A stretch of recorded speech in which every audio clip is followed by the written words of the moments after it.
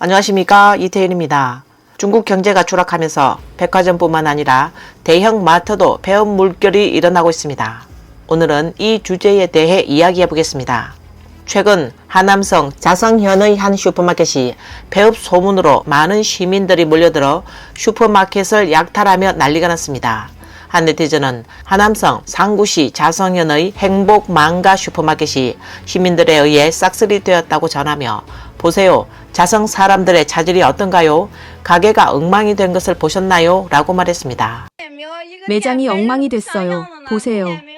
여론으로 인해 우리 지역의 고객님들이 급한 마음에 상점의 상품을 모두 쓸어 가셨습니다. 강도짓은 하지 않았지만 상품의 포장을 뜯어 바로 먹고 마시는 경우가 많았습니다. 경찰이 출동했는데 그날 경찰이 약 50명 정도 왔었습니다. 현재 손실을 집계 중이지만 우선 부족한 상품을 보충한 뒤 영업을 재개할 예정이며 현장 정리는 다 끝났습니다. 마트는 파산할 위험은 없습니다.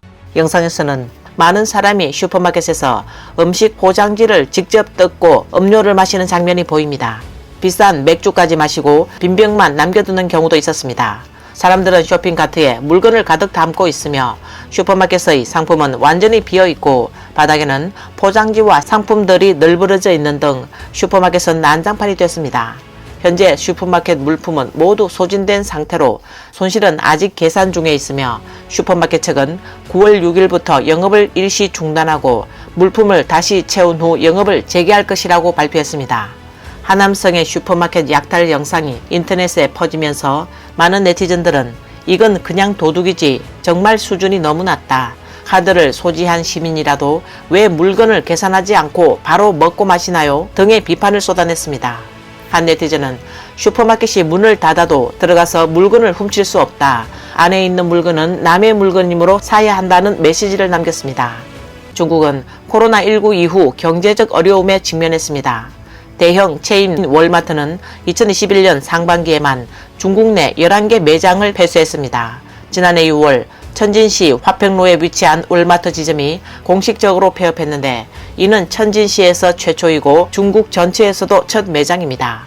또 다른 대형 체인 까르푸는 2022년 1에서 3분기까지 54개 매장을 폐쇄했습니다. 작년 4월까지만 해도 북경시에 있는 까르푸 매장은 15개였으나 단 2달 만에 12개 매장이 폐업했습니다. 이러한 대형 슈퍼마켓이 갑자기 몰락한 이유는 무엇일까요? 첫 번째 이유는 국민의 소득 감소와 전반적인 소비 감소 현상입니다. 많은 사람이 더 이상 쇼핑을 하거나 외식을 하지 않으며 급여일에 맞춰 소비를 조절하고 있습니다. 옷을 살 때도 할인 행사를 기다리며 외출 시에도 택시를 타지 않으려 합니다. 이로 인해 오프라인 매장을 찾는 사람이 점점 줄어들어 매장 운영이 갈수록 어려워지고 있습니다. 상해시의 한 네티즌 소전은 현재 그녀의 가정 지출이 모두 감소했다고 말했습니다.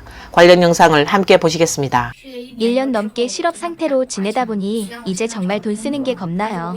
지금은 일자리를 찾았지만 예전처럼 마음껏 돈을 쓰는 건 이제 못하겠어요. 예전에는 5천, 6천 위안짜리 화장품을 살 때도 눈 하나 깜짝 안 했는데요.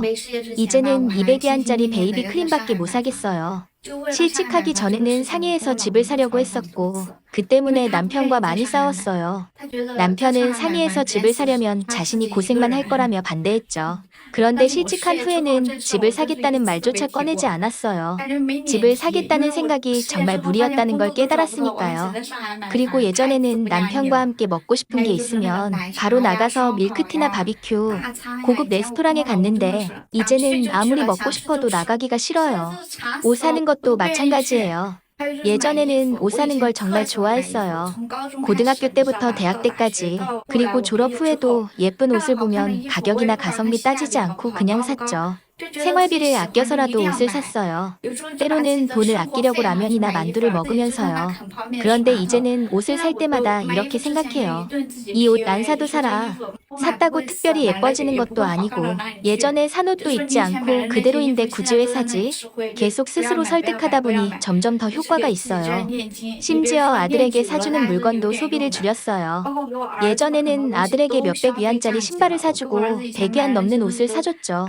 그뿐만 아니라 아들이 먹는 건 전부 고급 제품으로만 샀어요. 하지만 이제는 그런 걸 다 끊었어요. 그냥 어른들과 똑같이 먹게 했죠. 어쨌든 우리도 어렸을 때 그렇게 먹고 자랐으니 별일 없을 거라 생각했어요. 다른 한 네티즌 여성은 산동성에서 북경 통주로 시집온 사람으로 닉네임이 9월이라고 합니다. 그녀도 실직 후 더욱 돈 쓰기가 두렵다고 합니다. 안녕하세요. 저는 산동성에서 북경 통주로 시집온 9월이라고 합니다. 2006년에 북경으로 시집와서 벌써 18년이 지났네요. 시부모님은 은퇴하셔서 아이를 돌봐주시고 남편은 비록 많이 벌지는 못하지만 성실하고 저를 잘 챙겨줘요. 우리는 귀여운 딸이 하나 있고 집 대출도 없고 차 대출도 없어서 사실 이런 생활에 만족하고 있어요. 그런데 제가 실직한 후 매우 불안해졌어요. 지금 경제 상황에서는 일자리 찾기가 어렵고 돈 벌기도 힘들잖아요. 그래서 아낄 수 있는 건 아끼고 있어요. 필요하지 않거나 중요한 물건이 아니면 되도록 사지 않으려 해요. 아이에게 물건을 사줄 때도 가성비가 좋은 저렴한 쇼핑몰에서 사요. 최근 여러 군데 이력서를 보냈지만 아무런 반응이 없어요. 학력과 나이 제한 때문에 더욱 어렵죠. 부모님께는 실직 사실을 알리지 않았어요. 걱정하실까 봐요. 그래서 일자리를 찾으면서 동시에 1인 미디어에 도전하고 있어요.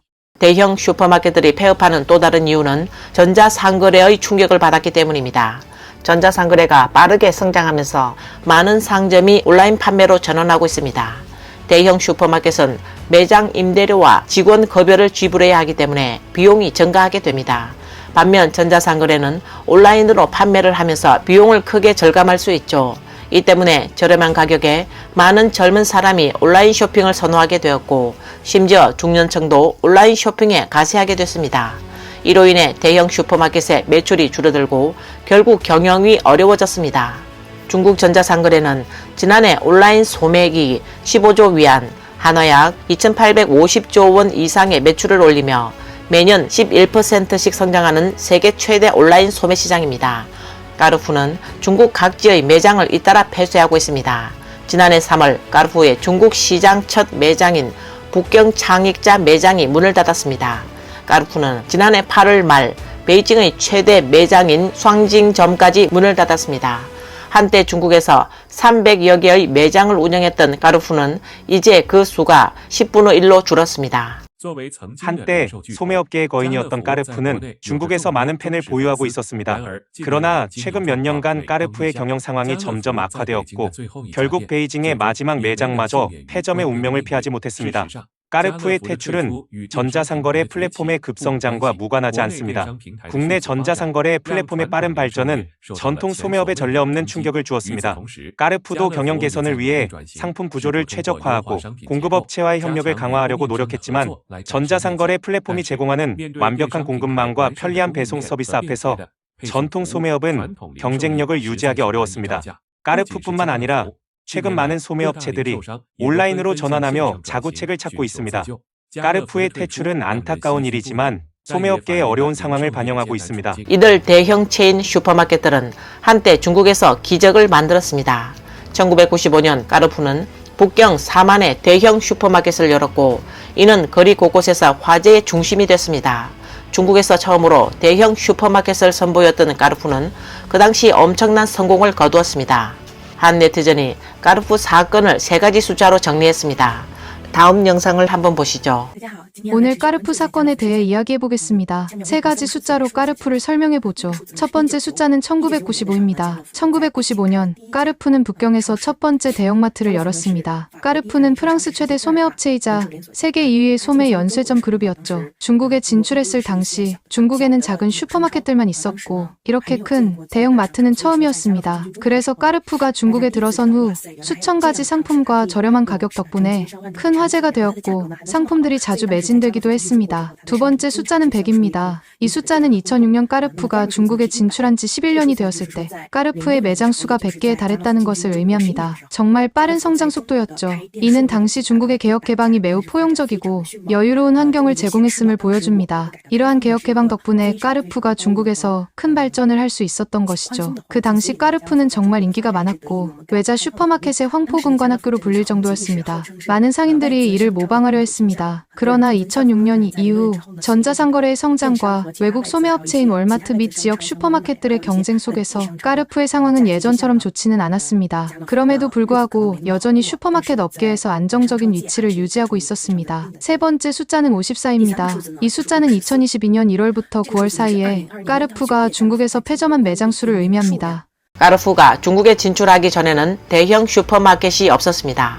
사람들은 채소를 사기 위해 시장에 가고 옷이나 가정용품을 사기 위해 백화점에 갔습니다. 그러나 까르푸는 다른 대형 슈퍼마켓과 달랐습니다. 다른 슈퍼마켓들이 부모에게 아이를 쇼핑카트에 태우지 말라고 경고하고 있을 때 까르푸는 이미 어린이 좌석이 있는 쇼핑카트를 제공해 소비자의 쇼핑 경험을 크게 향상시켰습니다. 식품의 맛이 걱정되면 까르푸는 시식 및 체험 서비스를 제공해 소비자의 구매 욕구를 자극했습니다. 까르푸에서 판매하는 일상용품의 가격은 근처 국산 슈퍼마켓보다 30% 저렴했고 종종 대규모 프로모션을 진행했습니다. 직원들은 친절했고 모든 고객이 슈퍼마켓에서 쇼핑할 때 존중을 받는 느낌을 받았기 때문에 많은 팬을 끌어모았습니다. 월마트, 망크롱, 이마트 같은 해외 슈퍼마켓 브랜드들도 중국에 진출해 시장 점유율을 나누어 갔습니다. 까르푸가 중국에 처음으로 진출했던 첫 매장도 결국 문을 닫았습니다. 슈퍼마켓 업계의 상황이 정말로 걱정스럽습니다. 까르푸 북경 창입과 매장에 폐점 공고가 붙었는데 그 이유는 주로 임대 계약 만료 때문이었습니다. 현장에서 확인한 네티즌들은 상품이 거의 남아있지 않았고 대부분의 진열대가 텅 비어 있었다고 합니다. 창익가라는 이름 안에는 이 가게의 중요한 의미가 담겨 있습니다. 이곳은 까르푸가 중국에서 처음으로 연 매장이며 1995년에 시작해 28년 가까운 역사를 가진 곳이었습니다. 이는 중국에서 진정한 의미의 첫 번째 대형마트이기도 했습니다. 그러나 대형 매장이 점점 쇠퇴하는 상황에서 이 첫 매장도 결국 버티지 못하고 문을 닫았습니다. 오늘 영상은 여기까지입니다. 시청해 주셔서 감사합니다.